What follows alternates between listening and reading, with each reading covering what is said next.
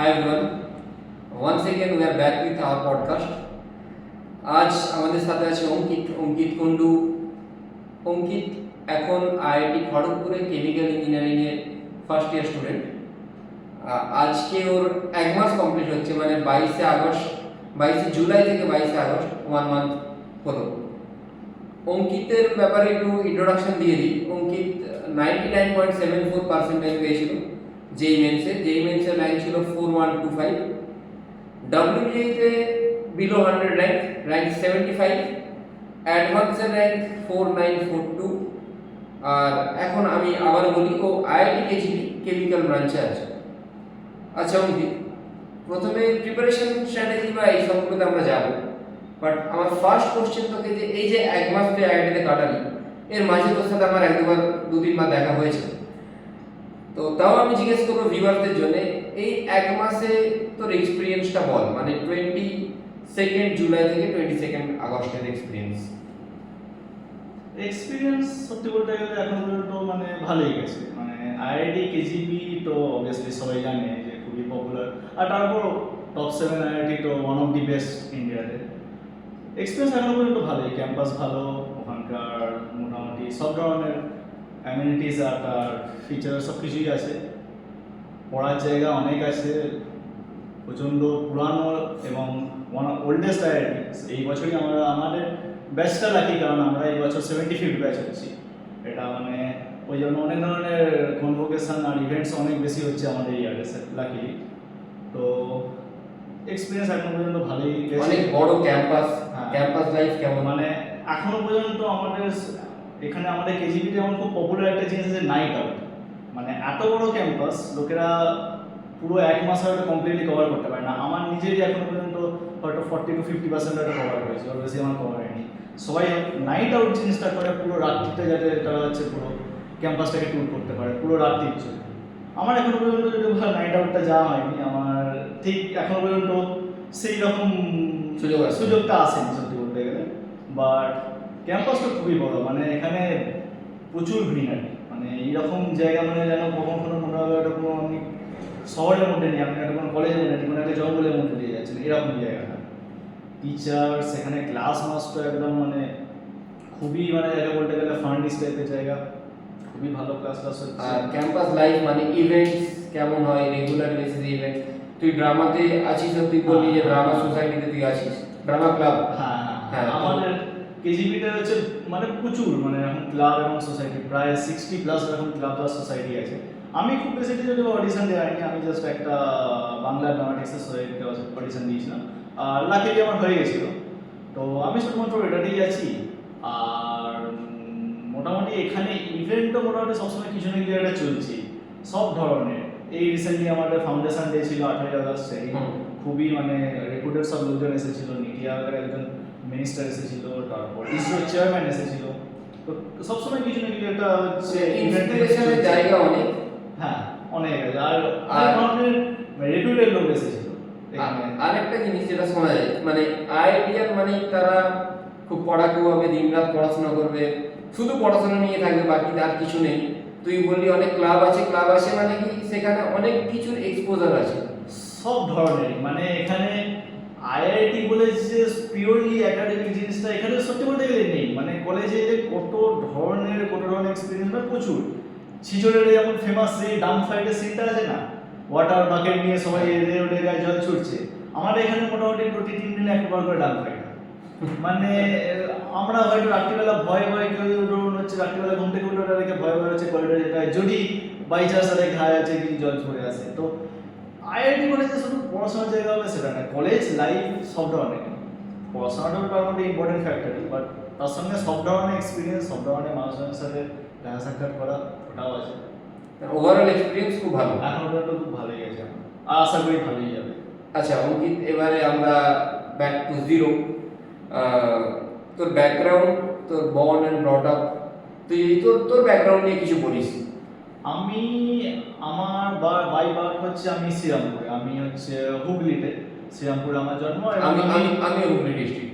আচ্ছা, দিয়ে আমরা হচ্ছে আমি সত্যি বলতে গেলে প্রথম 3-4 বছর ওখানে ছিলাম, দিয়ে তারপর বাবার চাকরি সূত্রে আমরা এই মেদিনীপুরে এসেছি। আর তারপর থেকে আমার প্রতি মানে স্কুলিং টুলিং সবই হচ্ছে আমার এখানেই হয়েছে, যত মানে এডুকেশন যা কিছু আমার এখানেই হয়েছে। আমাদের দেশের বাড়ি আছে শ্রীরামপুরে, আমার সব কিছু জায়গায় সত্যি বলতে গেলে আমার হুগলি সাইডে, আমার মা বাড়ি হচ্ছে তারকেশ্বর, বাট আমাদের এই সব ধরনের এডুকেশন পারপাস আর আমার বাকি বর্ন অ্যান্ড ব্রট আপ তো এখানেই হয়েছে। মানে মেদিনীপুরটাকে তুই একদম মেদিনীপুরই সত্যি বলতে গেলে মানে ঘর হিসেবে এখন হয়ে গেছে আমার, সত্যি বলতে ঘর হিসেবে সারা জীবন মেদিনীপুরই ছিল। যত ধরনের যা এক্সপিরিয়েন্স, যত ধরনের যা কিছু সব মেদিনীপুর। ছোট থেকে তোর কেরিয়ার সেট করাতে মেদিনীপুরের বিশালই বড় ভূমিকা। আচ্ছা অঙ্কিত, ইনিশিয়াল স্কুলিং মানে তুই ছোট থেকে মানে এখানে মেদিনীপুরে পড়ছিস? হ্যাঁ, আমার শ্রীরামপুরে যখন ছিলাম একটা ছোট প্রি স্কুল টাইপের ছিল, বাট আমার অ্যাকচুয়াল স্কুল লাইফ বলতে গেলে যেটা শুরু হয়েছে মেদিনীপুর থেকে। আমি বিএসএন ব্রিটিশ একাডেমিতে পড়তাম, আইসিএসসি বোর্ডের একটা স্কুল। আমার পুরো প্রাইমারি এবং হাই স্কুল ওইখানেই আছে। আমি আপার নার্সারিটা ওখানে জয়েন করেছিলাম এবং আমার 12 অবধি আমি বিএসএনই করেছি। ভিউয়ারদের জন্য বলে দিই, বিএসএন মানে বিদ্যাসাগর শিশু নিকেতন। এটা মেদিনীপুর বেস্ট একটা আইসিএসসি আর আইএসসি মিডিয়াম স্কুল, খুবই রেপুটেড আর পুরনো স্কুল। মানে অনেক ভালো স্টুডেন্ট প্রত্যেক বছরই এখান থেকে বেরোচ্ছে, যত দিন যাচ্ছে আরো ভালো, অনেক ভালো ভালো স্টুডেন্ট আরো আসছে। আচ্ছা অঙ্কিত, তুই যে যেই প্রিপারেশন যে জার্নিটা তোর অ্যাকচুয়ালি তুই কোন ক্লাস থেকে টার্গেট করলি, বা পড়াশোনাটা কোন ক্লাস থেকে তুই বলছিলি তুই ফাউন্ডেশন করেছিস, ওই এক্সপিরিয়েন্সটা একটু বল। মানে তোর ওভারঅল তুই স্টার্ট কিভাবে করবি ইনিশিয়াল ডেজ? প্রথমের দিকে যে আমি যে ওই ইঞ্জিনিয়ার হব সেই আইডিয়াটা ছিল না আমার। আইআইটি জিনিসটা সত্যি বলতে গেলে আমার অত বেশি আইডিয়া ছিল না। আমি প্রথমে এই ইয়েটার ব্যাপারে জানতে পারলাম মোটামুটি ক্লাস 8-এ পরে, কোভিডের পর থেকেই আস্তে আস্তে এবার যত স্কুল টুল দিলাম আরও এক্সপোজার ভালো। আমাদের টাউন থেকে অনেক খুবই মানে ভালো ভালো র্যাঙ্কের স্টুডেন্টরা ইয়েতে গেছিলো, তাদেরকে দেখেছিলাম, তাদের থেকে ইন্সপায়ার হয়েছিলাম সে সময়। আমি ইঞ্জিনিয়ারিং লাইনে নিয়ে যাব মোটামুটি আমি সেটা ঠিক করেছিলাম 9-এর শেষের দিক থেকে, এবং তার জন্য আমি 10 থেকে মোটামুটি এবার আস্তে আস্তে প্রিপেয়ার করাটা শুরু করলাম এই যেই লাইনের জন্য। আচ্ছা, মানে কোনো সিনিয়রকে দেখে তুই যদি ইন্সপায়ার হয়ে থাকিস তো বলতে পারিস? হ্যাঁ, আমার সত্যি বলতে গেলে আমার একটা দাদা ছিল তখন আমাদের ভিএসএন থেকে, সে হচ্ছে পাস আউট করেছিল 24 সালে। তার নাম সপ্তক হাজরা। সেই দাদা এবং তার ফ্যামিলি স্পেশালি আমাকে অনেকভাবে সাপোর্ট করেছে আমার এই যে ফাউন্ডেশনে যে ভর্তি টর্তি সব কিছু। মানে সবার প্রথমে আমরা অতটা যাকে বলতে গেলে শিওর ছিলাম না যে আমি হয়তো প্রেশারটা হ্যান্ডেল করতে পারবো কিনা, বাট সপ্তকদা এবং সপ্তকদার বাবা স্পেশালি খুবই আমাদেরকে সাপোর্ট করেছিল যে আপনি ট্রাই করে দেবেন, কারণ জিনিসটা ট্রাই করলে তবেই সত্যি বলতে গেলে বুঝতে পারা যাবে যে আমি পারবো কি পারবো না। তো ওটা ট্রাই ভাগ্যিস সেই সময় আমি শুনেছিলাম এবং করেছিলাম বলে আমার এই মুহূর্তে সত্যি বলতে গেলে অনেকটাই বেনিফিট হয়েছে। হ্যাঁ, মানে সপ্তাহ থেকে তুই হেল্প পেয়েছিলি বা একটা এনকারেজমেন্ট যেটা দরকার পেয়েছি, এবং পরে পরবর্তীকালে অনেক ধরনের একাডেমিক হেল্প আমি তারপর কাছ থেকে পেয়েছি। একদম, মানে একজন টিচারের থেকে তো হেল্প পাওয়া যায়, কিন্তু কোনো সিনিয়র যদি কেউ থাকে, সেটা নিজের দাদা হতে পারে, পাশাপাশি কোনো দাদা, মানে হেল্পফুল সিনিয়র যদি থাকে, সেখানে জার্নিটা অনেক বেশি স্মুথ হয়ে যায়। মানে তাদের এক্সপিরিয়েন্সটা কাজে লাগে, প্লাস তারা যে মিস্টেকগুলো করেছে সেগুলো তুই যাতে না করিস সেগুলোতে হেল্প পাবি। প্লাস আমার মনে হয় যেটা যে অ্যাকচুয়ালি কোন পাথে গেলে যখন তুই একজন 11 বা 12 স্টুডেন্ট, ও অনেক এইদিক ওইদিক ডাইভার্সন আসে, ডাইভার্টেড হয়ে যাওয়ার চান্সেস বেশি। তো ঠিকঠাক দিকে যাওয়ার জন্য কোনো একজন সিনিয়রের গাইডেন্স খুব দরকার, যেটা তোকে সপ্তাহ করেছে। আচ্ছা, ইভেনচুয়ালি সপ্তাহের ভাই আমার কাছে পড়ে এখন। নেক্সট কোশ্চেন অঙ্কিত, তুই ফাউন্ডেশনের টাইমে কোন কোন বই ফলো করেছিস? আমি ফাউন্ডেশনটা যেহেতু বললাম এই ক্লাস 10 শুরু করেছিলাম, ফাউন্ডেশন বলতে গেলে আমি স্পেশালি ফাউন্ডেশনটা করেছিলাম ফিজিক্স আর ম্যাথিক। কেমিস্ট্রিটা অত বেশি সত্যি বলতে গেলে আমার কেমিস্ট্রির দিকে ইন্টারেস্টটা শুরু থেকে একটু কমের দিকে ছিল। কেমিক্যাল ইঞ্জিনিয়ারিং এ যেতে হচ্ছে কি হবে, এটাই আয়রনি বলতে গেলে, পরে কোথায় কে কি করে। তো এবার আমি ফিজিক্সটা যেমন আমি সবার আগে ফাউন্ডেশন করেছিলাম, আমি এগিয়েছিলাম মোটামুটি রোটেশন মোশন অব্দি 11 চ্যাপ্টার। আচ্ছা, রোটেশন পর্যন্ত অঙ্কিত আমি হচ্ছে ফাউন্ডেশনের সময় করেছিলাম। কোন বই করেছিলি? আমি ফাউন্ডেশন করেছিলাম এইচসি বাংলা থেকে। এইচসি বাংলা, ওখানে হচ্ছে এক্সারসাইজের প্রবলেমগুলো আমি সেই মুহূর্তে করেছিলাম। তারপর তো বাকি আরো অনেক কিছু 11 এর সময় করেছি, বাট ওই ফাউন্ডেশন ওই জন্যই, কারণ সব যে আমাকে 10 এর মধ্যে কমপ্লিট করতে হবে তার তো ইয়ে নেই। তো আমি একটা নির্দিষ্ট চ্যাপ্টার অব্দি তখন সেই সময় করেছিলাম। আচ্ছা, অনেক পেরেন্টরা বলেন যে স্যার ফাউন্ডেশনের জিনিস অনেক অ্যাডভান্স হয়ে যাচ্ছে। তুই একটা কথা বল, মানে ভিউয়ার্স যারা আছেন ওদের জন্য, ফাউন্ডেশনে জেনারেলি তুই 9 বা 10 এ আছিস, তোকে 11 এর জিনিস করানো হচ্ছে, ওখানে হয়তো অনেক সময় সব কিছু বোঝা যায় না, সেটা পসিবল না। একদম ক্লাস 9-10 এর যে ম্যাচুরিটি, 11 এ ম্যাচুরিটি, মানে এটা স্বাভাবিক জিনিস, এটা যেই স্যার আমি পড়ালেও বা যে কোনো স্যারাই পড়ালো, তো ওটা স্টুডেন্টের পক্ষে অনেক সময় পুরোপুরি ক্যাচ করতে পারে না, বাট 50-60% হয়তো হয়। তো সেইখানে কি ভেঙে পড়া উচিত, না সেটাকে অ্যাজ এ পজিটিভিটি নেওয়া উচিত? ভেঙে পড়া সত্যি বলতে গেলে ওটা কোনো মানে ওটা ঠিক অপশন হিসেবে ধরলে চলবে না, কারণ at the end of the day তাকে হচ্ছে সে যে লাইনেই হোক, সে ইঞ্জিনিয়ারিং হোক বা ডক্টরি হোক বা যে লাইনেই হোক না কেন, তাকে থেমে গেলে ওটা অপশন নয় না, তাকে কোথাও না তোর ক্ষেত্রে এটা হতো যে সব বুঝতে পারতিস না, কিছু না, পারতিস। কিছু কিছু টপিক অসুবিধা হতো, স্যারদেরকে জিজ্ঞেস করতাম, হয়তো তারপর প্রবলেম হলো। আমি বাকি আদার রিসোর্সেস অনলাইনে তো এখন বলতে গেলে সবই অ্যাভেলেবেল, সব ধরনের রিসোর্স ইউজ করতাম। অসুবিধা হবে, প্রবলেম হবে, কোনো একটা টপিক বোঝা যাবে না, কোনো একটা সার্টেন ফর্মুলা কেন হচ্ছে, কিভাবে হচ্ছে, কোথায় ইউজ করতে হবে, মাথায় ঢোকে না। আস্তে আস্তে ধীরে ধীরে সবই হচ্ছে অভ্যাস হয়ে যাবে, কিন্তু সেখানে যে ওই অসুবিধা হচ্ছে বললে ওইটা বন্ধ করে দিলাম বা থেমে গেলাম, সেটা সত্যি বলতে গেলে ওটা করলে পরে অনেক আরও প্রবলেম হয়ে যাবে। এই ফাউন্ডেশন থেকে যেটা ম্যাক্সিমাম যেটা সুবিধা হয়, 11-এর সময় ট্রানজিশন করলে একটা যে খুব বিরাট এখানে যে একটা স্টেপ কভার করতে হয় না, একটা যে বলে মানুষের যে হচ্ছে ক্লাস 10-এর থেকে যে পড়া আর 11-এ পড়া মধ্যে একটা বিরাট ডিফারেন্স। ফাউন্ডেশন হলে ওই সবাই যেটা বলে ব্রিজ কোর্স, মানে এই যে স্টেপটা কভার করাটা সুবিধা হয়। তো ওটা মাঝ পথে ধর থেমে গেলে তাহলে তো ওর অ্যাকচুয়াল পারপাসটাই ফুলফিল হচ্ছে না। মানে যদি 50-60% হচ্ছে, বাকি তো টাইম আছে আমার কাছে, 11-12 তো আছে। আমাকে যে 10-এর মধ্যে যে পুরোটা কমপ্লিট করতে হবে তার তো কোনো নেসেসিটি নেই, আমি তো 11-এ আবার সেই জিনিসটা করবো। যতটা এগিয়ে রাখা যায় আর যতটা ভালোভাবে শিখে রাখা যায়, যাতে 11-এর সময় প্রবলেমটা না হয়। আচ্ছা আচ্ছা, অঙ্কিত, আমরা নেক্সট কোশ্চেন দিকে যাচ্ছি। ক্লাস 11-এ তো সাবজেক্ট কম্বিনেশন কি ছিল প্রথম, আর সেকেন্ড হচ্ছে তুই যে বললি ফাউন্ডেশনে, মানে অ্যাকচুয়ালি প্রবলেম সলভিং, আমি আজকে বসে গেলাম ওয়ার্ক এনার্জি পাওয়ার নিয়ে বা ইলেকট্রোস্ট্যাট নিয়ে, আজকে বসে আমি সব কোশ্চেন পাবো, এটা তো হয় না। তো ওই অ্যাপ্রোচটা কি করে ডেভেলপ হয়? তো প্রথমে আসি সাবজেক্ট কম্বিনেশনে।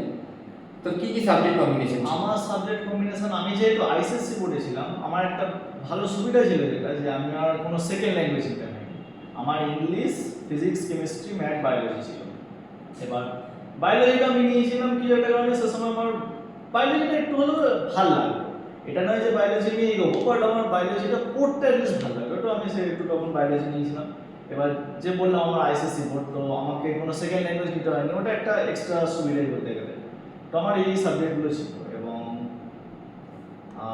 তারপর যেটা আপনি বললেন ইয়ের ব্যাপারে, মানে তুই যখন প্রথমে স্টার্ট করলি বা করছিস, ম্যাক্সিমাম ক্লাস 11-এর স্টুডেন্ট বা 12-এরও অনেক স্টুডেন্টের একটা কোয়ারি যে স্যার ফর্মুলা জানি, কিন্তু স্টিল কোশ্চেনটা কোন দিকে অ্যাপ্রোচ করবে বুঝতে পারছি না, এটা কিভাবে কাটানো যেতে পারে? এইটা ম্যাক্সিমাম সত্যি বলতে গেলে স্টুডেন্ট, আমারও প্রথম দিকে এই একই প্রবলেমটাই ফেস করতে হয়েছিল। মানে অনেক চ্যাপ্টার গেটে প্রথম দিকে হয়তো ভেক্টর এইসব চ্যাপ্টারগুলো হয়তো আমার মনে হচ্ছে যে হ্যাঁ ঠিক আছে, ওগুলো ইজিলি হয়ে যাচ্ছে, ওগুলো প্রবলেম হয়নি। কিন্তু এবার আস্তে আস্তে যখন রোটেশন মোশনের মতো চ্যাপ্টারে গেলাম, কি ফ্লুইডের মতো চ্যাপ্টারে গেলাম, তখন এবার ফর্মুলার কোয়ান্টিটি বাড়ছে, অনেক ধরনের সিচুয়েশন আসছে, অনেক ধরনের প্রবলেম আসছে, তখন অসুবিধাটা হয়। সত্যি বলতে গেলে সবচেয়ে বেস্ট যে অপশন এটা কভার করা, সেটা হচ্ছে প্র্যাকটিস করা। প্র্যাকটিসের কোনো সেকেন্ড মানে যাকে বলতে গেলে ব্যাকআপ নেই, তার কোনো সেকেন্ড শর্টকাট নেই। প্র্যাকটিস করলেই অভ্যাসটা আসবে, সে বুঝতে পারবে, যত ধরনের ভ্যারাইটি সে ফেস করবে। হ্যাঁ, কোয়েশ্চেনটা একটা কঠিন হতে পারে, একটা কোয়েশ্চেনটা কঠিন বলে একই সহজ জাস্ট একটা ফর্মুলা লাগানো কোয়েশ্চেন 100 বার করার থেকে 10খানা ভালো বিভিন্ন ভ্যারাইটি, বিভিন্ন ধরনের কনসেপ্ট ইউজ হচ্ছে, সেরকম কোয়েশ্চেন করা অনেক বেশি সুবিধা আমি মনে করি। নিজেকে লিমিটেশনে রাখলে হবে না। মানে নিজে যদি ডিফিকাল্টিস ফেস করে, তাহলে হচ্ছে ডিফিকাল্টিগুলোকে কিভাবে ওভারকাম করা যায় সেটা তো সে জানতে পারবে।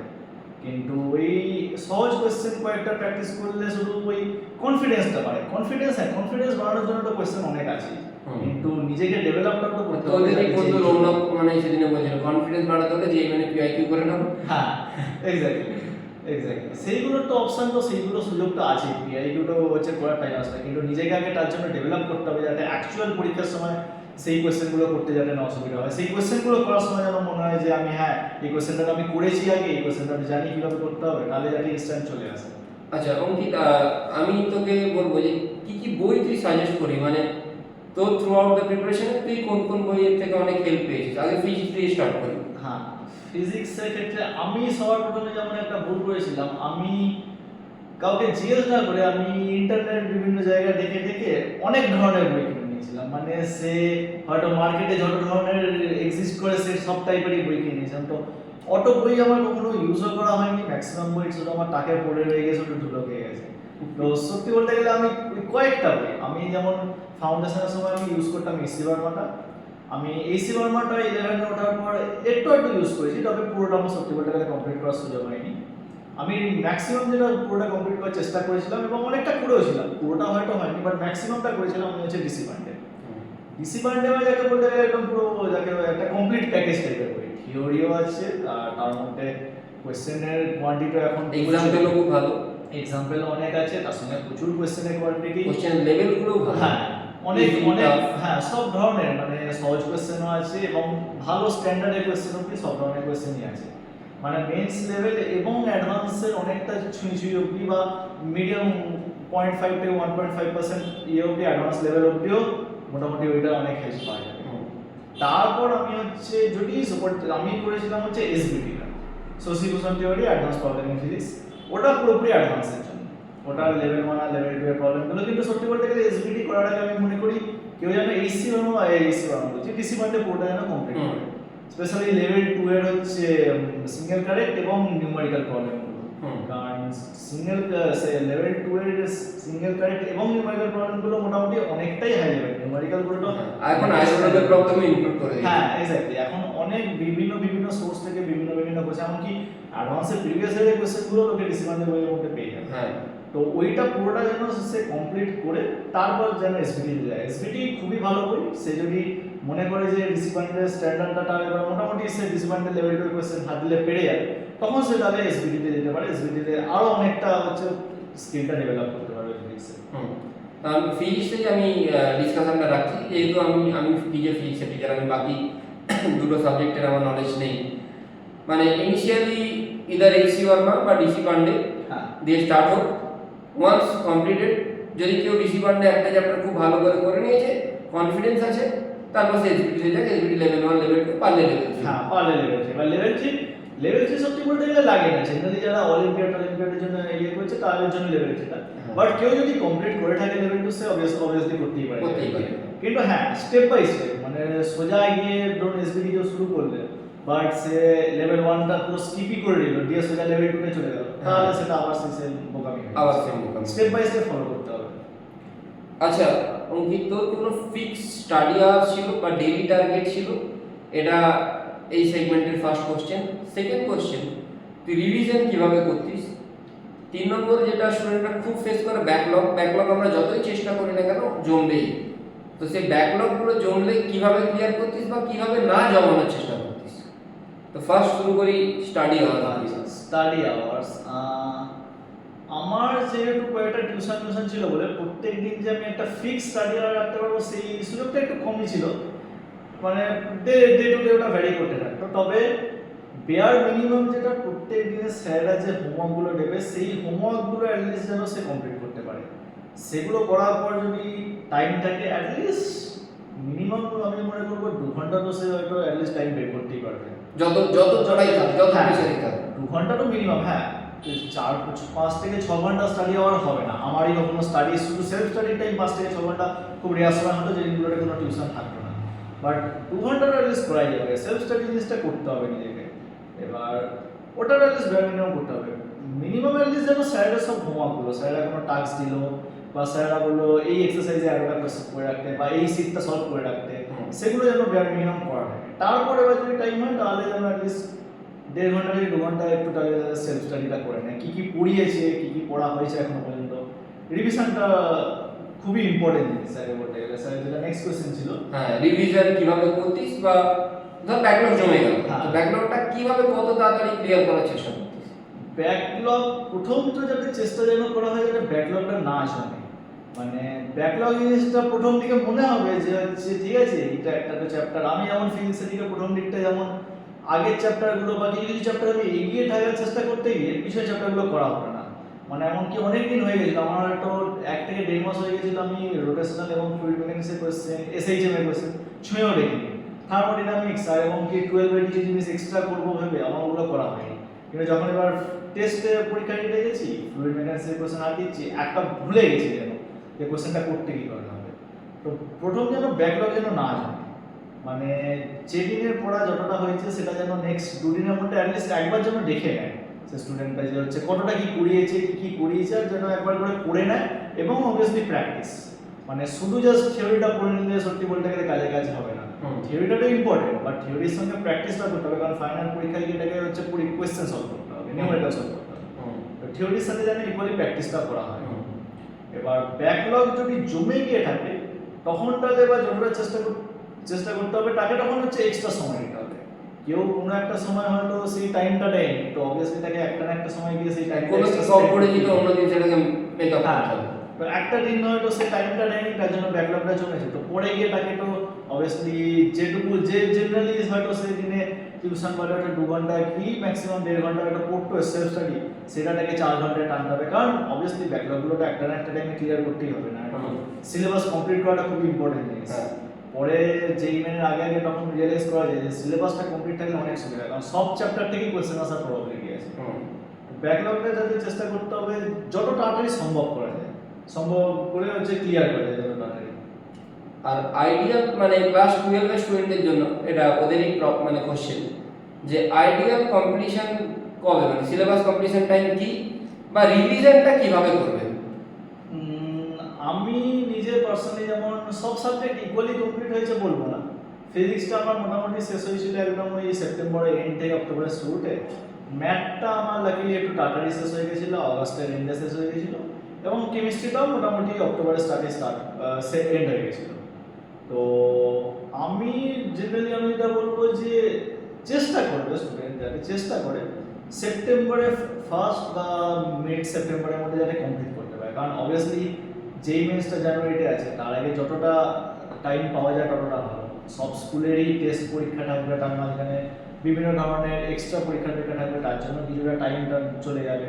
যেই মেনের রিভিশনের জন্য অনেকটা টাইমটাকে দিতে হবে। তো প্রেফারেবলি যাতে সেপ্টেম্বরের মিডের মধ্যে যাতে কমপ্লিট করতে পারা যায়। হ্যাঁ, অবভিয়াসলি অক্টোবরের স্টার্ট কি অক্টোবরের মিড অক্টোবর অবধিও যদি জানা যায় এটা অসুবিধা নেই, পুজোর আগে পর্যন্ত হয়ে গেলেই হলো।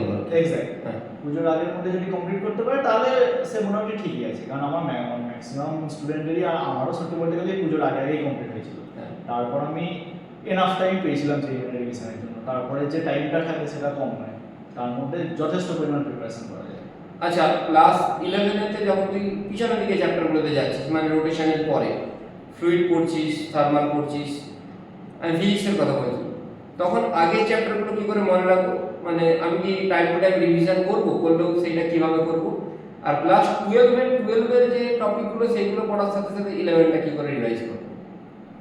12-এ আমি যেটা আমার একখানা সত্যি বলতে একটা অভ্যাস আমি তৈরি করেছিলাম, যেটা আমি মনে করি বাকিরা করলেও যেটা সুবিধা হবে। কোয়েশ্চেন যখন কোনো বই থেকে করবে বা কোনো সিট থেকে করবে, বিভিন্ন ধরনের যাতে মার্ক করে রাখে। আমি এটা করতাম যে কোয়েশ্চেনগুলো আমি হয়তো সিলি মিস্টেক টাইপের করতাম, সেগুলোকে জাস্ট এমনি একটা স্টার মেরে, স্টার নয় যাকে বলতে গেলে, একটা জাস্ট দাগ দিয়ে দিতাম। যে কোয়েশ্চেনগুলো পারিনি সেগুলোকে আমি গোল দাগ দিয়ে দিতাম, এবার যাতে আমি পরে যখন আমি রিভাইজ করতে যাবো এই কোয়েশ্চেনগুলো আমি যাতে বুঝতে পারি। আর যে কোয়েশ্চেনগুলো আমি মানে যেন আমি গোল দাগ যেগুলো দিতাম সেগুলো আমি ট্রাই করলাম, বাট কিছু একটা ছোট্ট পয়েন্টের জন্য আমি সেটা মিস করে গেছি। আর যে কোয়েশ্চেনগুলো আমি দেখে একদম বুঝতেই পারছি না কিভাবে অ্যাপ্রোচটাই কিভাবে করবো, সেগুলো আমি হচ্ছে এখন স্টার দিয়ে রাখলাম। দুটোই আলাদা আলাদা মার্কিং করছিস? মার্কিং একটা আলাদা আমি সিস্টেম করে রাখলাম, যাতে কি হয় যখন আমি এবার 12 এলাম, এবার অবভিয়াসলি সবসময় প্রথম দিকে যেমন একটা টাইমিংটা মেনটেন করা যায়, সবসময় ওটা মেনটেন করাটা সম্ভব নয়। তো এবার যখন সে রিভিশন করবে, রিভিশনের সময় তো সব কোয়েশ্চেন আবার সেকেন্ড টাইম ঘুরে করাটা সম্ভব নয়, তাকে বেছে বেছে কোয়েশ্চেনগুলো। আমি এক্স্যাক্টলি কি করতাম যে হচ্ছে যে কোয়েশ্চেনগুলো আমি হচ্ছে দাগ দিয়ে রেখেছিলাম, যে কোয়েশ্চেনগুলো আমি হচ্ছে মার্ক করে রেখেছিলাম, সেইগুলো আমি করতাম। তাহলে কি হয়, আমার টাইমটাও বাঁচলো এবং অবভিয়াসলি ওই কোয়েশ্চেনগুলো আমার আটকেছে, তো অবভিয়াসলি আমার সে ভালো ভালো কোয়েশ্চেনগুলো আমার প্র্যাকটিস হয়ে গেলো, তাতে এফেক্টিভলি একটা রিভিশন হয়ে যাবে। হ্যাঁ, রিভিশনটা এবার যেন একটু পিরিয়ডিক্যালি হয়, মানে 3 মাসে একবার করে রিভিশন করলে তাহলে তো সেটা তখন আর রিভিশন থাকবে না। চেষ্টা করা যায় যেন অ্যাটলিস্ট মান্থের এন্ডে একবার যেন আগের চ্যাপ্টারগুলো ঘুরে দেখে নেওয়া যায়, সেইটা যেন অ্যাটলিস্ট ট্রাই করা যায়, তাহলে অ্যাটলিস্ট মনে থাকবে আগে। মানে রিভিশনটা এরকম না যে সিলেবাস আমাকে আরো বাকিরাও হ্যাঁ, সিলেবাস শেষের পরে রিভাইজ করবে এরকম না, চ্যাপ্টার সামনে চলতে চলতে প্যারালালি, হ্যাঁ একদম যে প্রত্যেক দিন এক সপ্তাহ Possible. রিভাইজ করতে হবে সেটাই পসিবল নয়, সেটা রিয়েলিস্টিক্যালি হয় না, আমারও হয়নি আর জেনারেলি হয় না। এবার চেষ্টা করতে পারলে এটা ভালো, বাট যদি না করে অ্যাটলিস্ট একটা মান্থের এন্ডে যেন আগের চ্যাপ্টারগুলো একবার ঘুরে রাখা যায়, যাতে যখন কোয়েশ্চেনটা দেখছি যেন এরকম না হয় যে আমি কোয়েশ্চেন থেকে চিনতেই পারলাম না স্টার্ট করবো সেইটা যাতে অ্যাভয়েড করা যায়। হ্যাঁ। আচ্ছা অঙ্কিত, লাস্ট 6 মান্থসে তোর প্রিপারেশন স্ট্র্যাটেজি কি ছিল? তোর সিলেবাস কমপ্লিশনের পরে, তারপরে তুই কিভাবে প্রিপেয়ার্ড হচ্ছিলি? আমি মোটামুটি সিলেবাসটা আমার যেহেতু কমপ্লিট হয়েছিল, আমি জুলাই আগস্টে কোনটা বুঝে গেছিলাম যে আমার এই সিলেবাসটা কমপ্লিট হতে হতে সেপ্টেম্বরে এন্ড অ্যাটলিস্ট হয়ে যাবে। ওই জন্য আমি অ্যাডভান্সের জন্য আলাদা করে আমি প্যারালালি প্রিপারেশনটা করছিলাম, মানে অ্যাডভান্স রিলেটেড কোয়েশ্চেন, সেই স্ট্যান্ডার্ডের কোয়েশ্চেন, মাল্টিকারেক্ট, কম্প্রিহেনশন টাইপ এবং বাকি যা যা কিছু লাগে এক্সট্রা অ্যাডভান্সের জন্য যা সব কনসেপ্ট, সেগুলো আমি জুলাই আগস্টের টাইমটা এবং সেপ্টেম্বর টাইমটা প্যারালালি করছিলাম। এবার আমার যেহেতু অক্টোবরে আমার সিলেবাসটা কমপ্লিট হলো, এবার জানুয়ারি যেই মেন্স, তো আমাকে এবার তখন যেই মেন্সের জন্য ফোকাস করতে হতো। আমি নভেম্বর ডিসেম্বরটা পুরোপুরি যেই মেন্সের জন্য আমি প্রিপেয়ার করেছিলাম। আমি আগে যেমন সত্যি বলতে গেলে এবার এটা আমি আমার মানে দোষ বলবো না গুণ বলবো আমি জানি না, বাট আমি পিআইকিউ খুব কম প্র্যাকটিস করেছিলাম। এবার পিআইকিউ, হ্যাঁ পিআইকিউ থেকে অনেক সুবিধা পাওয়া যায়, আবার বইগুলোতে বেশি জোর দিয়েছিস। বইগুলোতে বেশি জোর দিয়েছিলাম। ফিজিক্সের ক্ষেত্রে ফিজিক্সের বইগুলোতে, ম্যাথের ক্ষেত্রে ম্যাথের যে স্ট্যান্ডার্ড যে বইগুলোতে সেগুলোতে, পিআইকিউ গুলো আমি খুব কম করেছিলাম। যে জন্য কি হয়েছে, আমি নভেম্বর আর ডিসেম্বরের টাইমটা পুরোপুরি আমি শুধুমাত্র জেইমেনে পিআইকিউ প্র্যাকটিস করেছি। আচ্ছা, লাস্ট 5 to 6 আমি আর মোটামুটি তোর টার্গেট করেছি। আই থিংক তুই ডিসি পার্টলি করার পরে যদি তুই ঠিকঠাক ভাবে করিস, হ্যাঁ। তুই পিআইকি যখন করছিস তুই হাই অন কনফিডেন্স। সেটাই মানে আমি এমনকি আমি চেষ্টা করেছিলাম মোটামুটি 2019 এর পর থেকে, যে 2019 থেকে আমার ইয়ার অবধি যা যা কোয়েশ্চেন আছে সেগুলো সলভ করা, আমি ওই জন্য সেগুলো করেছিলাম। এবং স্ট্যান্ডার্ড টেক্সট বুকগুলো করলে একটা সুবিধা কি হয়, তারা হচ্ছে জেইমেনে পিআইকিউ করলে গেলে কি হয়, জেইমেনে পিআইকিউটা সে লিমিটেড থাকে সেই স্ট্যান্ডার্ড টেক্সট বুক হচ্ছে পিআইকিউ থেকে অনেকটা উপর লেভেল অবধি করায় বলে, সে যখন আমি যখন পিআইকিউ গুলো করতে গেলাম আমার অনেকটাই ফাস্ট যাকে বলতে গেলে হলো। আমি 2 মাসের মধ্যে আমি হচ্ছে মোটামুটি দুবার আমি পিআইকিউ গুলো দুবার থেকে 2.5 টাইমস আমি পিআইকিউ গুলো রিপিট করতে পেরেছিলাম জাস্ট 2 মান্থসের টাইমের মধ্যে। পুরো কনফিডেন্সও বাড়বে। হ্যাঁ, কনফিডেন্স তো বাড়বেই। যেই মানে অবভিয়াসলি আমার পরীক্ষায় যেই মানে কোশ্চেনগুলোই আসছে, তো যেই মানে পিএইচডি গুলোই যাকে বলতে গেলে বেস্ট, তার হচ্ছে রেপ্লিকা। আমার এই কোশ্চেনগুলোই এসেছে এবং এইগুলোই আসবে, তো ওটাই বেস্ট রেপ্লিকা। তো অবভিয়াসলি ওইগুলো যখন পাচ্ছিলাম, হ্যাঁ এবার কি রিভিশনটা যখন করতে হবে, রিভিশনের সময়টা আমি মনে করবো যে আমার একটু টাইম মেনটেন করে করা হয়।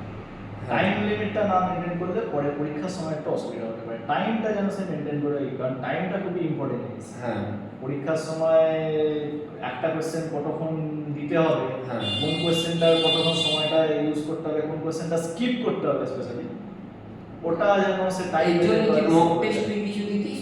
মানে এইগুলোতে তো অনেক মক টেস্ট অনেক হেল্প করে। হ্যাঁ হ্যাঁ, আমি স্যারেদের যেমন মক টেস্ট হতো সেগুলো দিতাম আমি অবভিয়াসলি টাইম টু টাইম।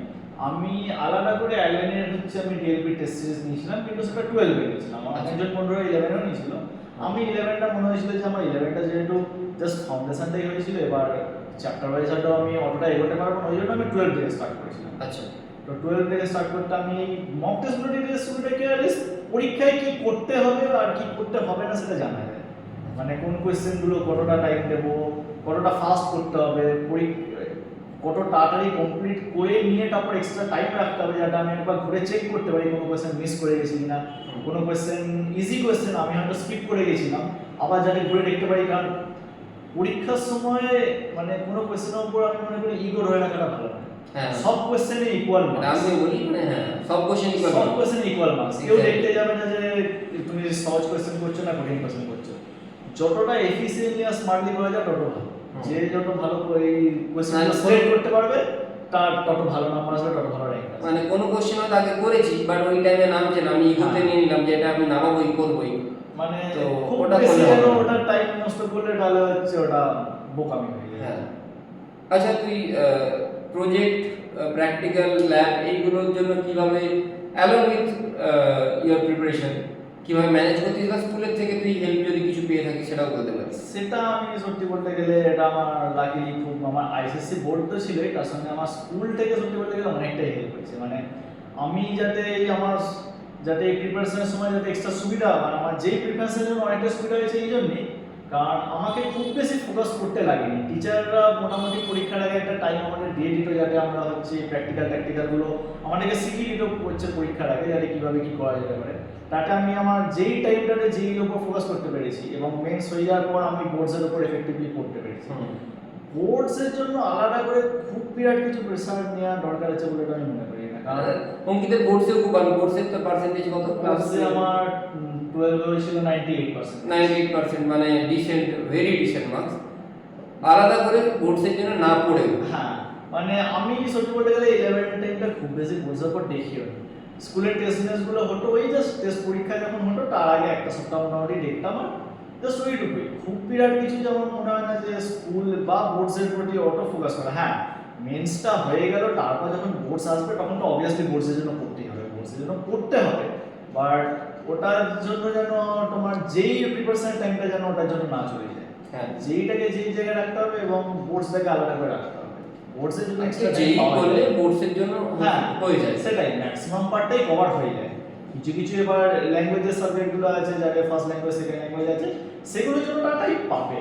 তারা বোর্ডসের আগে তাদের হচ্ছে একটা এনাফ টাইম পাবে, যে মেন্সটা বোর্ডসের মাঝখানে যে গ্যাপটা থাকে সেটার মধ্যে কমপ্লিট করা যায়। হ্যাঁ। আমি ওর মধ্যেই কমপ্লিট করে দিয়েছিলাম, এবং আমি কমপ্লিট করে দিয়েছিলাম মানে মোটামুটি যে কেউ কমপ্লিট করতে পারবে। আচ্ছা, যেই অ্যাডভান্সের প্রিপারেশন কিংবা তুই বলছিস তোর এক্সপেকটেশন আর একটু বেটার ছিল, তো এটা নিয়ে একটু বল। আমার আমি যেটা মনে করি, মানে আমি অ্যাডভান্সের জন্য যে প্রিপারেশনটা যেটা দেওয়া উচিত ছিল আমার, আমি একটু কম দিয়েছিলাম। আমি অ্যাডভান্সের জন্য প্রিপারেশনটা একটু কম নিয়েছিলাম, কারণ আমি আমার সিলেবাসটা ঠিক আছে, সিলেবাসটা কমপ্লিট করতে হবে, সিলেবাসটা অবভিয়াসলি সবাইকে কমপ্লিট করতে হবে, কিন্তু তার সঙ্গে যদি একটু আমি খেটে যদি টাইমটা বার করতাম, ওই সেপ্টেম্বর কি অগাস্টের টাইমটা, তাহলে আমার মনে হয়, কারণ যখন হচ্ছে আমার মেন্সটা হয়ে গেল, তারপর তো এবার পুরোপুরি অ্যাডভান্সের জন্য প্রিপারটা করতে হবে। কিন্তু প্রবলেম নেই, ওই যে বোর্ডসটা আছে, বোর্ডসের জন্য কিছুটা টাইম খেয়ে নিচ্ছে, তো তখন মনে হবে অনেকটা টাইম আছে, বাট কিছুটা টাইম কমে যায়। আমি একখানা যেটা ভুল করেছিলাম, আমি হচ্ছে একখানা ক্র্যাশ কোর্স নিয়ে নিয়েছিলাম, তাতে আমি ভেবেছিলাম হয়তো আমার তাতে অনেকটা ইমপ্রুভমেন্ট হবে। হ্যাঁ, ভিডিও দেখেছি, তাতে বুঝতে পেরেছি যে এইগুলো এরকম করে করতে হবে, এইগুলো এরকম অ্যাপ্রোচ, কিন্তু প্রবলেমটা কি হয়েছে, কোশ্চেনগুলো ঠিক আপ টু স্ট্যান্ডার্ড ছিল না। তো মানে বেসিক্যালি আমারও মনে হয় মানে ক্র্যাশ কোর্স নিয়ে বিশেষ কিছু লাভ হয় বলে জানি না, পড়তে হলে শুরু থেকে পড়ে। হ্যাঁ সেটাই, মানে ক্র্যাশ কোর্স জিনিসটাতে খুব বিরাট কিছু যে লাভ হবে আমার মনে হয় না, কারণ অ্যাটলিস্ট আমার ক্ষেত্রে হয়নি, কারণ যে স্ট্যান্ডার্ড আমি এক্সপেক্ট করেছিলাম আমি ক্র্যাশ কোর্স থেকে পাবো সেটা হয়নি। এবং আমার ভিডিও দেখতে যে 1.5 ঘন্টা করে সাবজেক্টের টাইমটা গেছে, আমার 3টে সাবজেক্টে 4.5 ঘন্টা তো ওখানেই চলে গেছে না, তো অনেকটা এফেক্টিভ টাইমটা নষ্ট হয়ে গেছে, যেটা আমি হয়তো প্র্যাকটিস করে আমি আরো ভালো নাম্বারটা পেতে পারতাম, আরো ভালো হচ্ছে আমি পরীক্ষায় ভালো মানে তো স্ট্যান্ডার্ড হ্যাঁ। অ্যাকর্ডিংলি আরো বেটার হতো। হ্যাঁ সেটাই, আমি চেষ্টা করেছিলাম যে আরেকটু ভালো করা যায়, এবার হয়নি। ঠিক আছে, মানে তুই আইডি জিডি পেয়েছিস, এবারে আমরা আসি, তুই যে আইডি খড়গপুর পেলি, যেদিন তোর সিট অ্যালটমেন্ট হলো, তো ওই দিন অবভিয়াসলি আইডি যাচ্ছি, খড়গপুর যাচ্ছি, oldest IIT, one of the premium IITs এর মধ্যে আছে। ওই দিনের এক্সপিরিয়েন্সটা বল, বাড়ির এক্সপিরিয়েন্স, তোর ফিলিংস। প্রথম দিকে যখন সবার প্রথম আমি র্যাঙ্কটা দেখেছিলাম, হ্যাঁ প্রথম যদিও সত্যি বলতে গেলে আমার হয়তো মনে একটু শকটি হয়েছিল, কারণ আমি চেয়েছিলাম আর একটু যাতে ভালো হয়ে যায়, হ্যাঁ। বাট ঠিক আছে, এটা পেয়েছি যখন এটা নিয়ে, হ্যাঁ এটা পেয়েছি যখন এটা নিয়ে আমাকে চলতে হবে। এবার দিয়ে তারপরে এবার অলরেডি আমার কলেজের অপশন বাকি যা কিছু আছে সেগুলো সব দেখছিলাম। তো আমি সবার আগে ভেবেছিলাম আমার যেই মেনটা যেহেতু একটু ভালো ছিল, তো আমি এনআইটির দিকে যাব, কিন্তু পরে তারপর মনে হলো যে না, তার থেকে আমার আইআইটি কেজিপির যে এক্সপোজার এবং তার এটা তো তোকে সপ্তাহ গাইড করেছে। হ্যাঁ এক্স্যাক্টলি, আমি এই সফটওয়্যার থেকে আমি ইয়েস সময় মেন্সের আগে আমি আবার ফোন করে তাদেরকে সিমিলারলি জিজ্ঞেস করেছিলাম যে তারা কীভাবে কি রিভিশন করবো, কীভাবে প্রিপেয়ার করবো, অ্যাডভান্স আগে করেছিলাম। কাউন্সিলিংয়ের সময় আমি হচ্ছে সফটওয়্যার থেকে এই হেল্পটা পেয়েছিলাম যে এই কলেজটা এই সুবিধাটা হবে, আমি কোনো একটা লাইনে ধরুন যেতে চাইলাম সেই ফ্যাসিলিটিটা পাবো কিনা। তো দিয়ে তারপর তো ফাইনালি দেখতে পেলাম কেজিবি এটা, যাই হোক কেজিবি পাচ্ছি, আমারও মনে হয় একখানা স্যাটিসফ্যাকশন তো ছিল। হ্যাঁ, আইআইটি যাওয়াটা ইম্পর্টেন্ট। আমি যাই, অবভিয়াসলি ব্রাঞ্চ ম্যাটার করে, কিন্তু আমি যাওয়ার পর তো যদি মনে হয় এখন সুইচ করো ডেটা সায়েন্সে বা তুই, আর তার উপর এখন অনেক ধরনের অপশন খুলে গেছে, কারণ যদি ব্রাঞ্চ চেঞ্জের অপশন নাও থাকে, এখন অনেক ধরনের এক্সট্রা মেজর করা যায়।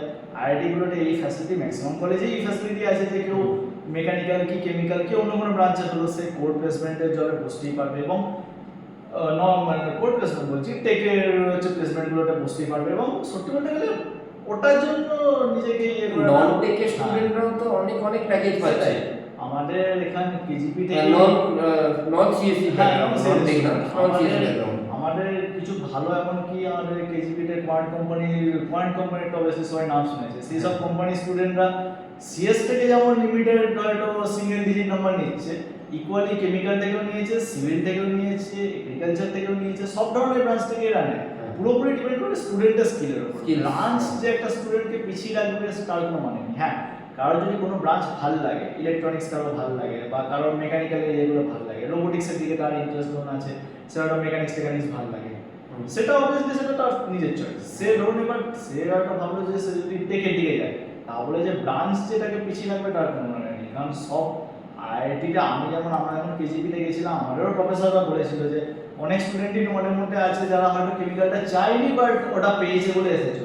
আমরা জানি এবং আমরা সেই ব্যাপারে তোমাদেরকে হেল্প করবো যাতে তোমরা কেমিক্যালের সিজিপিএটাও মেনটেন করতে পারো এবং তোমরা যে ব্রাঞ্চ বা তোমরা যে টাইপের কোম্পানি বা যে টাইপের ইয়েতে প্লেসমেন্ট পেয়ে যাচ্ছ সেগুলো হেল্প করো। তো ওই ব্রাঞ্চ নিয়ে অত চিন্তা করি আগে যে প্রিপারেশনটা মানে আমিও বলবো ভিউয়ারদের যে মানে অ্যাকচুয়ালি আইআইটি যাওয়া, ওই ক্লাসরুমে বসা, বাকি স্টুডেন্টের সাথে ইন্টারাকশন করা, এটাই ইম্পর্টেন্ট। ব্রাঞ্চ আমি চাইবো বেস্ট ব্রাঞ্চে যাই, বেস্ট কলেজে যাই, কিন্তু যদি সাপোজ আমি পেলাম না তো আমি আমার একটু র্যাঙ্ক বেশি হলো কম হলো, কিন্তু আমি যদি আইআইটি খড়গপুর যাচ্ছি তো সেখানে আমার কাছে অপরচুনিটি দরজা তো খুলে যাচ্ছে, খোলা যাচ্ছে, আমি সেখানে বাকি সব কিছু অ্যাক্সেস করতে পারি। হ্যাঁ, সব ধরনের অপশন থাকে। হ্যাঁ, ভালো কলেজে যতটা চেষ্টা করা যায় যত ভালো। হ্যাঁ, এবার যদি না ভালো হয় তার মানে এটা নয় যে সে ভেঙে পড়বে তার তো কোনো মানে নেই। আর অঙ্কিতের অবভিয়াসলি তার অনেক অপশন আছে। অঙ্কিতের র্যাঙ্ক 75 মানে যাদবপুর সিএস হতো। হ্যাঁ, অবভিয়াসলি। আর যে র্যাঙ্ক করেছে অ্যাডভান্সে এটাও মেদিনীপুরে হয় না, সচরাচর হয় না, ইয়ারলি হয়তো এক দুজন ছেলেই এই র্যাঙ্কের মধ্যে আসছে। আচ্ছা অঙ্কিত, আমরা মোটামুটি পডকাস্টের শেষের দিকেই চলে এসেছি। দেখ, আমরা প্রিপারেশনের থ্রু আউট দ্য প্রিপারেশন অনেক কিছু জিনিস ঠিক করি, অনেক কিছু জিনিস ভুলও করি। তো তোর মেসেজ কি হবে, মেসেজ টু দ্য জুনিয়র্স, যে তুই ধর কিছু মিস্টেক করেছিস বা তুই কোনো কিছু প্রসেস ফলো করেছিস যেটাতে বেনিফিটেড হয়েছিস, বা কোনো কিছু হয়তো মিস্টেক করেছিস যেটা তোর পরে মনে হচ্ছে না এটা আমি যদি অ্যাভয়েড করতাম তাহলে আরও বেটার হতে পারতো। তুই অবভিয়াসলি অনেক ভালো জায়গা দিয়ে আসিস, কিন্তু আরও হয়তো বেটার হতো। তো এটা নিয়ে একটু যদি তুই জুনিয়রদেরকে কিছু একটা মেসেজ দিস। খুব বিরাট কিছু যদি বলার নেই। আমি প্রথম যেটা বলতে চাইবো একটা জিনিস যে সে স্টুডেন্ট যেন একটু নোট বানায়, লিখে যেন ইয়ে করে। আমার ক্ষেত্রে যেমন আমি কেমিস্ট্রিটায় যেহেতু আমি উইক ছিলাম, আমি কেমিস্ট্রিটায় ফোকাস করতাম নিজে যাতে লিখে নোট বানানোর জন্য। হ্যাঁ, এবার আমার তাতে অনেকটা টাইম গেছে, বাট তাকে যদি সে ভালো র্যাঙ্ক পেতে যায় তাকে একটু খাটতেই হবে। সে তাহলে যদি এক্সট্রা এফোর্ট না দেয় তাহলে যে কোনো বাকি স্টুডেন্ট আর একটা ভালো স্টুডেন্টের মধ্যে কোনো ডিফারেন্স আসবে না। তো তাকে এক্সট্রা এফোর্ট দিয়ে সে যেন নোট বানায়। আমি ফিজিক্সের ক্ষেত্রে যেমন যেটা করেছিলাম, আমার কেমিস্ট্রিতে অনেকটা টাইম চলে গেছিলো বলে আমি বুঝতে চাইছিলাম যে ফিজিক্সের ক্ষেত্রে ইকুয়ালি যদি টাইমটা নিতে যাই আমার অনেকটা সময় চলে যাবে। আমি ওই জন্য এডুনিটি বলে একটা চ্যানেল আছে ইউটিউবে, সেই চ্যানেলের হচ্ছে 11 আর 12 শর্ট নোট আছে। আচ্ছা, তাদের আমি শর্ট নোটটা আমি প্রিন্ট করে নিয়ে আমি সেখান থেকে পড়েছিলাম। সেটা মানে যথেষ্ট ভালো স্ট্যান্ডার্ড, যথেষ্ট ভালো স্ট্যান্ডার্ডে মেন এবং অ্যাডভান্স লেভেল অবধি। এবার যে জিনিস আমার মনে হচ্ছে এক্সট্রা অ্যাড করতাম সেগুলো আমি নিউকারিতে আমি নিজের মতো করে অ্যাড করে নিই। তাতে আমার টাইমটাও বাঁচলো এবং রিভিশনের সময় আমি সত্যি বলতে গেলে বইটা কিছু পড়তাম না। আমার কোশ্চেন প্র্যাকটিস তো হতোই, থিওরি রিভাইজ তো আমি পুরোপুরি আমার যে কেমিস্ট্রির নোট বানিয়েছি, ফিজিক্সের এই নোট, ম্যাথের নোট, আমি ওগুলোই শুরু দেখতাম। কারণ রিভিশনের সময় কোনো স্টুডেন্ট এনাফ টাইম পাবে না পুরো একদম রিভিশনের টাইম। হ্যাঁ, মেন্সের আগে কি অ্যাডভান্সের আগে অটো টাইম পাবে না পুরো একটা টেক্সট বুক পড়ে ওখান থেকে রিভাইজ করা। ওই জন্য এই নোট বানানোটা দেখি হয় অনেকটা সুবিধা পাওয়া যায়। আর আরেকটা যেটা যে হচ্ছে স্টুডেন্ট যেন একটু প্রথমের দিক থেকে যেন একটু টাইমটা মেনটেন করা শেখে, শুরু থেকে 11 থেকে সিরিয়াস হয়। হ্যাঁ, মানে আমার ক্ষেত্রে যেমন প্রথম দিকে একটা জিনিস আমি কি করতাম, কোশ্চেন প্র্যাকটিস করার সময় মানে এন্ডলেসলি করেই যাচ্ছি। এবার মানে টাইমের কোনো হিসাব রাখতাম না। একটা কোশ্চেন নিয়ে বসে আছি 10, 15, 20 মিনিট ধরে একটা বসে আছি, আটকে আছে টাইমটা যেন, হ্যাঁ যখন জাস্ট জেনারেল প্র্যাকটিস হচ্ছে তখন যেন একটু অবভিয়াসলি বেশি টাইম ধরে যেন যাতে ট্রাই করে নিয়ে তারপর সলিউশন দেখতে হয়। ডাইরেক্ট সলিউশন এটা যেন প্রথম যে ডাইরেক্ট যেন কোয়েশ্চেনটা ইনস্ট্যান্ট জাস্ট 1.5 মিনিট ট্রাই করলাম, 2 মিনিট জাস্ট দেখলাম, মাথা আসছে না, সলিউশন দেখে নিলাম, তাহলে কিন্তু কাজে আসবে না। এক্স্যাক্টলি, এটা ভালো পয়েন্ট। হ্যাঁ, সে যেন কোয়েশ্চেনটার উপর একটু খাটে, বিভিন্ন অ্যাপ্রোচ দিয়ে বিভিন্ন তাতে না হলেও হ্যাঁ মাথায় কিছু আসবে, ফর্মুলাগুলো আসবে, হ্যাঁ। কিছুতে অ্যাপ্রোচ ডেভেলপ হবে। সেটাই, মানে ওইভাবে প্রবলেম সলভিং অ্যাপ্রোচ যেটা স্যার জিজ্ঞেস করছিল ওইভাবেই হয়। কোয়েশ্চেন বিভিন্ন কঠিন কোয়েশ্চেনকে ফেস করলে তবে সে জানতে পারবে যে এই কোয়েশ্চেনটার ক্ষেত্রে আমি কিভাবে কি করব, ওই কোয়েশ্চেনটায় কোন ফর্মুলাটা লাগালে ইয়ে করব। প্র্যাকটিসের কোয়ান্টিটিটাও যেমন ইম্পর্টেন্ট, কোয়ালিটিটাও ইম্পর্টেন্ট, দুটোই যাকে বলতে গেলে লাগবে। খুব ভালো মানে ভালো একখানা র্যাঙ্ক পেতে গেলে দুটোই লাগবে। আর একটা স্ট্যান্ডার্ডের পর জাস্ট কোয়ালিটি বা জাস্ট কোয়ান্টিটি হবে না। আর এনি মিস্টেকস তো মনে হয় যে এই মিস্টেকটা যদি জুনিয়ররা না করে? আমি যেটা একটা জিনিস বলবো যে মেন্সে যদি খারাপ হয় সে যেন ভেঙে না হয়। হ্যাঁ। মানে আমার অনেক কিছু বন্ধুদের ক্ষেত্রে মেন্সে ফার্স্ট মেন্স অ্যাটেম্পটে একটু খারাপ হয়ে যাওয়ার জন্য তারা মানে যেন অনেকটা ডিপ্রেসড হয়ে গেছিল, সেইটা যেন না হয়। এবং যদি ভালো হয় তবে যেন প্রচুর ওভার কনফিডেন্ট না হয়। হ্যাঁ, আমার ক্ষেত্রে ব্যালেন্স তো। আমার ক্ষেত্রে একটা ডোজ যেটা হয়েছিল, আমার তখন মনে হয়েছিল যে আমার মেন্সে তো খুবই ভালো একখানা ইয়ে চলে এসেছে, আমি একটু ক্যাজুয়াল হয়ে গেছিলাম সব কিছু ব্যাপারে। আমি অতটা সিরিয়াসলি নিইনি, যার জন্য আমার অ্যাডভান্সের প্রিপারেশনটা নেওয়ার সময় ফোকাসটা একটু কম ছিল। ওই জন্য আমার পরে অ্যাডভান্সের ক্ষেত্রে একটু আমার একটু রিগ্রেট রয়ে গেছে যে হচ্ছে আমি আর একটু ভালো করতে পারতাম বা সেটা করতে পারিনি। তো সেটা যেন না হয় যে মেন্সের তো ভালো যদি হয়ে যায় ঠিক আছে, ভালো মেন্সে ভালো একটা নাম্বার পাওয়া অবভিয়াসলি অ্যাচিভমেন্ট হচ্ছে। মোটামুটি 15,000 স্টুডেন্ট পরীক্ষা দিচ্ছে, তার মধ্যে একটা ভালো নাম্বার ভালো পার্সেন্টেজ অবভিয়াসলি একটা অ্যাচিভমেন্ট। কিন্তু সেটা যেন একটা ওটা অ্যাডভান্স পর্যন্ত মেইনটেইন করতে হ্যাঁ হবে। এন্ড অফ যেন খেলা থাকে মানে কোনো খেলার মাঝখানে দুটো বলে এগিয়ে তারপর যদি যতক্ষণ না বাঁশি বাজলো, হ্যাঁ দুটো বলে মানে ফাইনাল ফুল টাইমের আগে দুটো বলে এগিয়ে গেলাম, তাহলে সেই ওই আর্জেন্টিনা কামব্যাকগুলোর মধ্যেই গিয়ে দাঁড়াবে অবস্থাটা। তো যেন মাঝমধ্যিখানে যেন সে ছেড়ে না দেয়, ওই একটু নাম্বারটা ভালো হয়ে গেছে। এবং হ্যাঁ আরেকটা জিনিস যেটা যে মক টেস্ট যেগুলো স্যাররা নিচ্ছে বা কোচিংয়ে কেউ যদি ভর্তি হয় সেই মক টেস্টগুলো যদি একটু নাম্বার কমও আসে সেটার উপরে যেন না ডিপ্রেস হয়ে যায়, কারণ ওগুলো ওই জন্যই মক টেস্ট, ওগুলো অ্যাকচুয়াল পরীক্ষা না। মক টেস্ট প্রিপেয়ার করার জন্য, মক টেস্ট ওর ফাইনাল রেজাল্টটা দেখবে না। তো মক টেস্টগুলো যেন হ্যাঁ মক টেস্টগুলোকে অ্যানালাইজ করবে, মক টেস্টে কি ভুল হয়েছে, কি ধরনের গন্ডগোলগুলো করেছে সেগুলো যেন ভালো করে দেখে। কিন্তু যে মক টেস্টে যদি একটু খারাপ নাম্বার এসে যায় এটা নয় যে তাহলে তার জন্য মানে অনেক দুঃখে চলে যাবে, হ্যাঁ সে অনেক ডিপ্রেসড হয়ে যাবে, পড়তে মক ভালো টেস্টে লাগবে না। খারাপ হয়ে যায়, ইনস্টাগ্রামে 2 ঘন্টা স্ক্রল করবে। আমার ক্ষেত্রে যেমন আমার ম্যাথের ক্ষেত্রে যেমন আমার মক টেস্টগুলো হতো মানে 100তে আমরা 30 ম্যাক্স, যদি কেউ 40 প্লাস পেয়ে যায় তাহলে তো মোটামুটি সে মানে পুরো ক্লাসের মধ্যে বিরাট পপুলার হয়ে গেছে, 40 প্লাস নাম্বার পেয়ে গেছে, সেলিব্রেট করার মতো ব্যাপার। আর এটাকে হচ্ছে খাওয়া দাওয়া লোকের এরকম 40 প্লাস পেয়ে যায়, মানে এরকমই হয়েছিল। তো নাম্বার যে কম আসছে সেটা নয়, নাম্বারটাকে হ্যাঁ সব পরীক্ষায় যে নাম্বার একদম খুব ভালো আসবে তার তো কোনো মানে নেই। মেন্সের ক্ষেত্রে যে তাকে 100 মধ্যে 90 যে পেতে হবে তার তো কোনো মানে নেই, সে 70 প্লাস নাম্বার। ডিফিকাল্ট শিফট হলেও এটা আমি বলবো অঙ্কিত, তোর ডিফিকাল্ট শিফট মানে সেকেন্ড শিফটে তোর ফিজিক্সে কত ছিল 100তে? আমার সেকেন্ড শিফটের ক্ষেত্রে আমার ফিজিক্সটা ভালো ছিল, মোটামুটি 91 ছিল। আর ফার্স্ট শিফটের ক্ষেত্রে আমার ছিল বোধহয় যতটুকু আমার বলতে 71 বা 72 71 72 তে পার্সেন্টাইল 72 তে আমার পার্সেন্টাইল মোটামুটি এসেছিল 99.69 মতো। মানে একটু ডিফিকাল্ট শিফট হলে 172 তেও 99.6। আইরনি এটাই যে আমার 91 যখন পেয়েছিলাম আমার পার্সেন্টাইলটা গিয়ে দাঁড়িয়েছিল 99.59। তো এটা মানে আমার হয় পেপার প্যাটার্ন অনুযায়ী আমার নাম্বার আসবে, ওটা নিয়ে ডিপ্রেস হওয়ার কিছু নেই। সেটাই, কিন্তু তা বলে যে 100তে যেন 90 পেতে হবে, কেউ যদি 70 পেয়ে যায় তাহলে সে কষ্ট পেয়ে গেল, সে মানে ভাবে যে আমি আর কিছু পারবো না, আমার দ্বারা হবে না, সেটা বাজে জিনিস। কারণ অ্যাকচুয়াল পরীক্ষায় 70 নম্বর পাওয়া মানেই সে 99.5 প্লাস পেয়ে যাওয়া, মোটামুটি জেনারেল শিফটের ক্ষেত্রে, জেনারেল সব ধরনের শিফটের ক্ষেত্রে। তো সেটব্যাকস আসবে, সব ধরনের অবস্টাকেলস তো আসবেই, সেগুলোর জন্য যেন লোকে থেমে যায়, মানে পুরো যেন অ্যাডভান্স অব্দি পুরোটা চেষ্টা যেন করে। পরীক্ষা টিকা দিচ্ছে লোকে, যেই ইঞ্জিনিয়ারিং এর দিকে যদি যায় সে অবভিয়াসলি যেই মেন্স দেবে, অ্যাডভান্স দেবে, কারণ ম্যাথের একটা ইন্টারেস্ট থাকলে সে আইএসআই মতো পরীক্ষা দিচ্ছে, যে কোনো হচ্ছে ওয়েস্ট বেঙ্গলের ক্ষেত্রে WBJE দিচ্ছে, অপশন তার কাছে অনেক আছে। যে কোনো একটাও যদি লেগে যায় তার মানে সে সাকসেসফুল। এক্স্যাক্টলি। যেই মেন্সেও যদি সে ভালো পায় তাহলেও সাকসেসফুল, Exactly. অ্যাডভান্সে ভালো পেলে তাহলেও সাকসেসফুল, ডাব্লিউবিএতে ভালো হলে যাদবপুর পাবে, আইএসআই ভালো হলে আইএসআই তে কিছু বলাই নেই, আইএসআই মানে সেরকম কলেজ।